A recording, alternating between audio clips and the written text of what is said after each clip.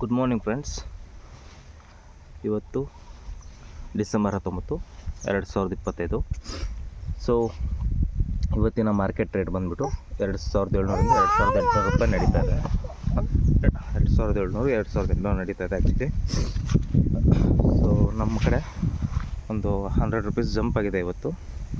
Reason ಇಷ್ಟೇ, ಸ್ವಲ್ಪ ಲಾರಿಗಳಲ್ಲಿ ಏನು ಹೋಗ್ತಾ ಇದೆ ಅಲ್ಲಿಂದ, ಅದಕ್ಕೆ ಒಂದು ಸ್ವಲ್ಪ ಡಿಮ್ಯಾಂಡ್ ಜಾಸ್ತಿ ಆಗಿದೆ. ಸೊ ಹಾಗಾಗಿ ಇನ್ನು ಒಂದು ಮಂತ್ ನಾವು ವೆಯ್ಟ್ ಮಾಡಿದರೆ, ನಾನು ಆ್ಯಸ್ ಯೂಶುವಲ್ ಹೇಳಿದ ಪ್ರಕಾರ ಲಾಸ್ಟ್ ಟೈಮೆಲ್ಲ ಸ್ವಲ್ಪ ಡಿಮ್ಯಾಂಡ್ ಜಾಸ್ತಿ ಆಗೋದ್ರಿಂದ ನಮಗೆ ಒಂದು ರೇಟ್ ಸಿಗುತ್ತೆ, ಒಂದು 3,000 ರಿಂದ 3,500 ಅಂತ. ಸೊ ವೆಯ್ಟ್ ಮಾಡ್ತಾಯಿದ್ದೀವಿ ನಾವು ಕೂಡ. ಇವಾಗ ಈ ಥರ ನೀರನ್ನ ಸ್ಪ್ರೇ ಕೊಟ್ಟು ಹೋಗಿ ಬಂದಿದ್ದು ನಾವು ಆ್ಯಕ್ಚುಲಿ. ಆಲ್ರೆಡಿ ಒಂದು 8.5 ಮಂತ್ ಆಗಿದೆ ನಂದು ಶುಂಠಿ ಹಾಕಿಬಿಟ್ಟು. ಸೊ ಇನ್ನು ಒಂದು 1.5 ಮಂತ್ ಆದರೆ 10 ಮಂತ್ಸ್ ಕಂಪ್ಲೀಟ್ ಆಗುತ್ತೆ.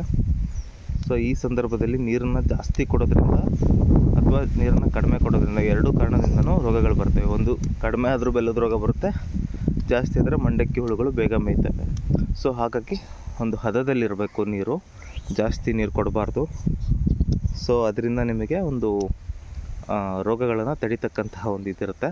ಸೊ ಇವಾಗ ಚಳಿ ಇರೋದ್ರಿಂದ ಆಲ್ಮೋಸ್ಟು ನಿಮಗೆ ಅಂತ ಏನು ತುಂಬ ಡಿಫ್ರೆನ್ಸ್ ಆಗೋದಿಲ್ಲ. ಯಾವುದು ಸೂರ್ಯನ ಬಿಸಿಲು ಜಾಸ್ತಿ ಬೀಳೋದ್ರಿಂದ ನಿಮ್ಮ ಶುಂಠಿಗಳಿಗೆ ಏನು ತೊಂದರೆ ಆಗೋದಿಲ್ಲ. ಹಾಗಾಗಿ ಒಂದು ಸಲ ಮಣ್ಣನ್ನು ಹಾಕಿಸಿ ಕ್ಲೀನಾಗೆ ಅದರ ಮೇಲೆ ನೀವು ಒಂದು 4 ದಿನಕ್ಕೊಂದು ಸಲ ಕಂಪ್ಲೀಟ್ ನೀರನ್ನ ಕೊಡೋದ್ರಿಂದ ತುಂಬ ಒಳ್ಳೆಯದು.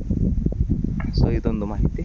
ಇದಾದ ಮೇಲೆ ನಿಮಗೆ ಮುಂದಿನ ವರ್ಷದ ಬೀಜಕ್ಕೆ ಇವಾಗಲೇ ನಿಮ್ಮ ಹೊಲದಲ್ಲೇ ಇರ್ತಕ್ಕಂಥ ಒಳ್ಳೆಯ ಜಾಗಗಳನ್ನು ಮಾರ್ಕ್ ಮಾಡಿಟ್ಕೊಳ್ಳಿ. ಅದರಿಂದ ನಿಮಗೆ ಒಳ್ಳೆಯ ಒಂದು ಬೀಜ ಸೆಲೆಕ್ಷನ್ ಆಗೋದಕ್ಕೆ ಇವಾಗೇ ನಿಮಗೆ ಒಂದು ಅನುಕೂಲ ಆಗ್ತಕ್ಕಂಥದ್ದು.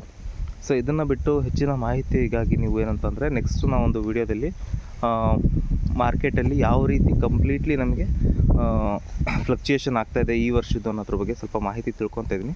ಕಂಪ್ಲೀಟಾಗಿ ನಿಮಗೆ ಅದ್ರ ಬಗ್ಗೆ ಎಕ್ಸ್ಪ್ಲೇನ್ ಮಾಡ್ತೀನಿ. ಸೊ ಏನಾದರೂ ಡೌಟ್ಸ್ ಇದ್ದರೆ ಕಮೆಂಟ್ಸ್ ಮಾಡಿ, ನನಗೇನು ತಿಳಿದಿದೆ ಅದ್ರ ಬಗ್ಗೆ ನಿಮಗೆ ಎಕ್ಸ್ಪ್ಲೇನ್ ಮಾಡ್ತಾ ಹೋಗ್ತೀನಿ. ಸೊ ಒಬ್ಬರು ನನಗೆ ಕರಿ ಅರಿಶಿಣ ಅಂದರೆ ಬ್ಲ್ಯಾಕ್ ಟರ್ಮರಿಕ್ ಬಗ್ಗೆ ಎಕ್ಸ್ಪ್ಲೇನ್ ಮಾಡಿ ಅಂತ ಕೇಳಿದ್ದಾರೆ. ಸೊ ಅದ್ರ ಬಗ್ಗೆ ನನಗೆ ಮಾಹಿತಿ ಅಷ್ಟೊಂದಿಲ್ಲ. ಇವತ್ತಿಂದ ಸ್ವಲ್ಪ ನಾನು ಸ್ಟಡಿ ಮಾಡ್ತೀನಿ, ಅದ್ರ ಬಗ್ಗೆ ತಿಳ್ಕೊಂಬಿಟ್ಟು ನಿಮಗೆ ಹೇಳ್ತೀನಿ. ಸೊ ಇದಾದಮೇಲೆ ಇನ್ನೊಂದು ಏನಂತಂದರೆ, ಲಾಸ್ಟ್ ಟೈಮ್ ನಿಮಗೆ ಗೋಲ್ಡ್ ಬಗ್ಗೆ ನಾನು ಎಕ್ಸ್ಪ್ಲೇನ್ ಮಾಡಿದ್ದೆ. ಸೊ ಪ್ರತಿಯೊಬ್ಬರು ಸಹ ನೀವು ಗೋಲ್ಡನ್ನ ಪರ್ಚೇಸ್ ಮಾಡಿಬಿಡಿ. ಪ್ರತಿಯೊಂದು ಬೆಳೆಯಲ್ಲಿ ಬಂದಿರತಕ್ಕಂಥ ಪೀಕ್ನಲ್ಲಿ ಒಂದು ಪಾರ್ಟ್ ಆಫ್ ಗೋಲ್ಡನ್ನ ಪರ್ಚೇಸ್ ಮಾಡಿ, ಅದನ್ನು ಬ್ಯಾಂಕಲ್ಲಿ ಪ್ಲೆಡ್ಜ್ ಮಾಡಿ, ಆ ಒಂದು ಅಮೌಂಟಲ್ಲಿ ಮುಂದಿನ ಒಂದು ಬೆಳೆಗಳ ಬಗ್ಗೆ ನೀವು ಇನ್ವೆಸ್ಟ್ ಮಾಡಿ ಅಂತ ಹೇಳಿದೆ. ಇದಕ್ಕೆ ತುಂಬ ಜನ ಪ್ರತಿಕ್ರಿಯೆ ಬಂದಿದೆ. ಸೊ ಎಲ್ಲರೂ ಏನು ಹೇಳ್ತಿದ್ದಾರೆ ಅಂತಂದರೆ, ಸೊ ಇದು ಗುಡ್ ಫಾರ್ ಫಾರ್ಮರ್ಸ್ ಅಂತಂದರೆ ಒಳ್ಳೆಯದಾಗುತ್ತೆ ಇದರಿಂದ ರೈತರುಗಳಿಗೆ ಅಂತಂದು. ಯಾವಾಗ ನಾವು ಬಂಗಾರದ ಮೇಲೆ ಇನ್ವೆಸ್ಟ್ ಮಾಡ್ತೀವಿ, ಒಂದು 4.5% ನಿಮಗೆ ಇಂಡಿಯನ್ ಓವರ್ಸೀಸ್ ಬ್ಯಾಂಕಲ್ಲಿ ಪಾಣಿ ಇಟ್ಟರೆ 3 ಲಕ್ಷದವರೆಗೂ ನಿಮಗೆ ಇಂಡಿಯನ್ ಓವರ್ಸೀಸ್ ಬ್ಯಾಂಕಲ್ಲಿ ಬರೀ 4.5% ಒಂದು ವರ್ಷಕ್ಕೆ.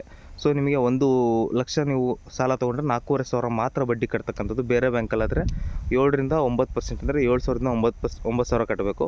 ಸೊ ಈ ಒಂದು ರೀತಿಯಲ್ಲಿ ನಿಮ್ಮ ಇರ್ತಕ್ಕಂಥ ಹೊಲಗಳ ಪಾಣಿಗಳ ಮೇಲೆ ನೀವು ಸಾಲ ತೊಗೊಳೋದ್ರಿಂದ ತುಂಬ ಲಾಭದಾಯಕ ಇರತಕ್ಕಂಥದ್ದು.